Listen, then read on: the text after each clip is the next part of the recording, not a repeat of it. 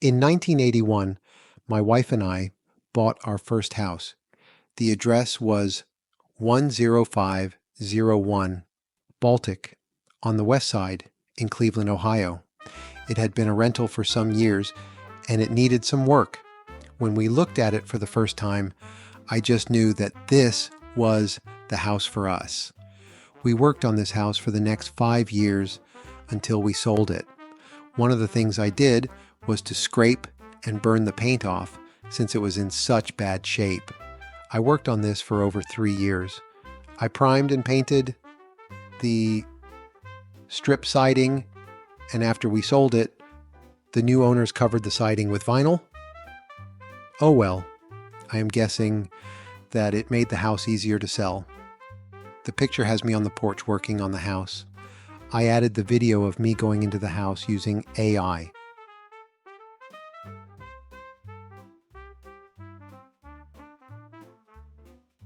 I always wondered about the history of the house, and now after some research, I now have more information.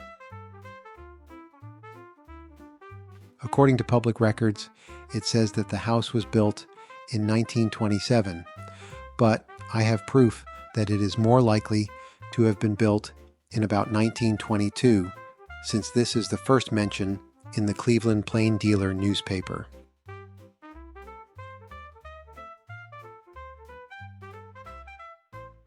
The more I looked into information on the house, it became more about the Dixon family than the house. The Dixon daughter named Myra, who was born in 1897, lived in the house longer than anyone. Here is newspaper clipping showing that Myra's grandfather died in the house in 1924. Henry J. Wood was born in 1837 in England and died in 1924 at age 87 in Cleveland, Ohio. He was a cabinet maker. His wife was named Amy Wood and was born May 1837 in England. She died November 19, 1919 in Cleveland, Ohio. She was the grandmother of Myra Dixon.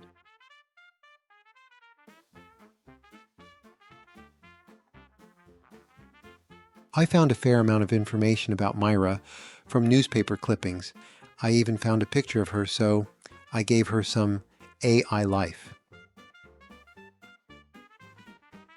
It appears that in Myra's younger years, she liked acting, entering writing contests and traveling with her mother.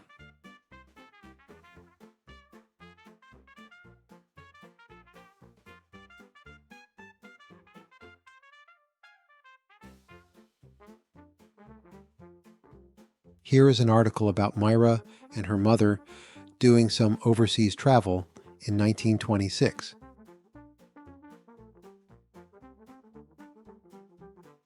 And another article about spending several weeks in New York and Washington.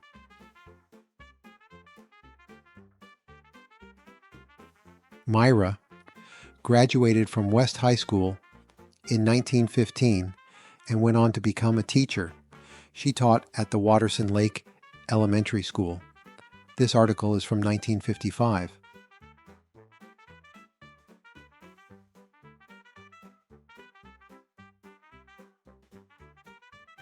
The story that I found about Dixon's living in the house on Baltic was in 1941 and would be the last mention of Dixon's in the house.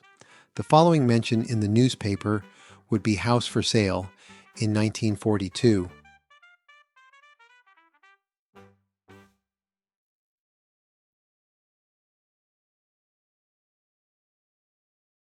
Myra's mother died in the house located at 9623 Clifton on August 31st, 1951.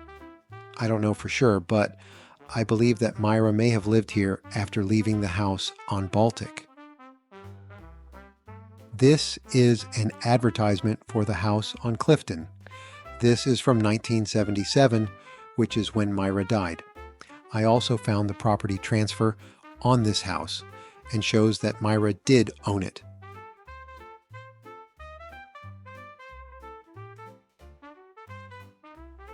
As part of this story, I created an AI version of Myra to tell about herself.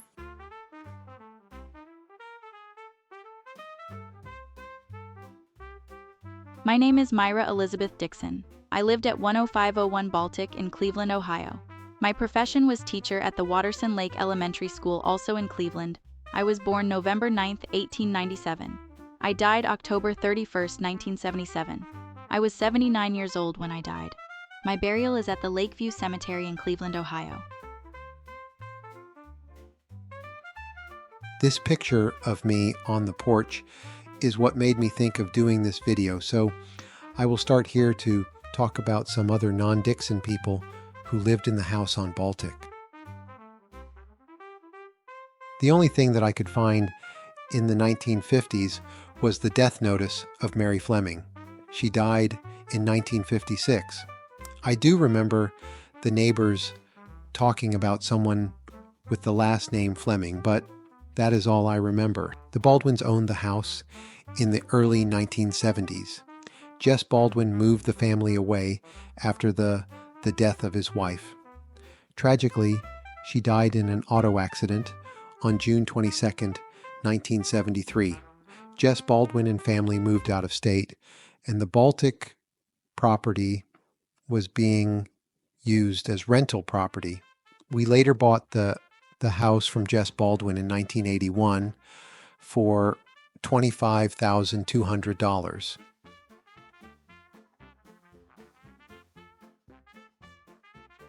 We ended up selling the house in 1986 for $38,000. We weren't happy with the school system at the time. We felt we could do better for our daughter, so we found a house in Ashland, Ohio. Our parents were living there, so it seemed like a good place to be. Here we are after all these years and are glad to say that it was a good move.